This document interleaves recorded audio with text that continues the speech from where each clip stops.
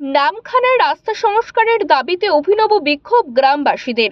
সামান্য বৃষ্টিপাতেই নামখানার হাসপাতাল মোড় থেকে হরিপুর খেয়াঘাট পর্যন্ত প্রায় 7 কিলোমিটার রাস্তার হাল বেহাল। রাস্তায় তৈরি হয়েছে বড় বড় গাড্ডা, আর ওই গাড্ডাতেই ধানের চারা লাগিয়ে মাছ ধরার জাল ফেলে বিক্ষোভ দেখালো সিপিএম কর্মী সমর্থকেরা। সিপিএম নেতা প্রবীর পাল বলেন, গত 2 বছর ধরে হাসপাতাল মোড় থেকে হরিপুর খেয়াঘাট পর্যন্ত রাস্তাটি বেহাল হয়ে রয়েছে। বারে বারে প্রশাসনকে জানিয়েও কোনো লাভ হয়নি। বর্ষাকালে চলাচল করাই দায় হয়ে পড়ে। এলাকার বেশ কয়েকটি স্কুল ও প্রাথমিক স্বাস্থ্য কেন্দ্র রয়েছে, কিন্তু সেগুলির অবস্থা খুবই খারাপ। তারই প্রতিবাদে শুরু হয়েছে বিক্ষোভ। আমাদের দাবি দীর্ঘদিনের, যেটা হচ্ছে এই রাস্তাটা মেরামতি হোক, পিচের না হোক, আপাতত সহসা কিছু ব্যাটস আদার্স কিছু ফেলে দিয়ে অলরেডি রাস্তা মানুষের চলাচলের করা হোক।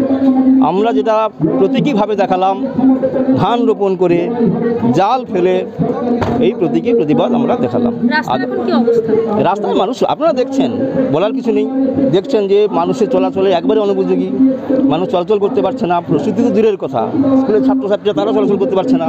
আমরা চাইছি অবিলম্বে এই রাস্তাতে কিছু ব্যাটস ফেলে চলাচলের বুঝি রাস্তা করা হোক। অন্যদিকে পঞ্চায়েত সমিতির সভাপতি অভিষেক দাস জানান, রাজনীতি করার স্বার্থে সাধারণ মানুষের বিক্ষোভকে সামনে আনার জন্য সিপিএম এই সমস্ত করছে। মানুষের পাশে থেকে তারা 34 বছরেও কাজ করতে পারেনি।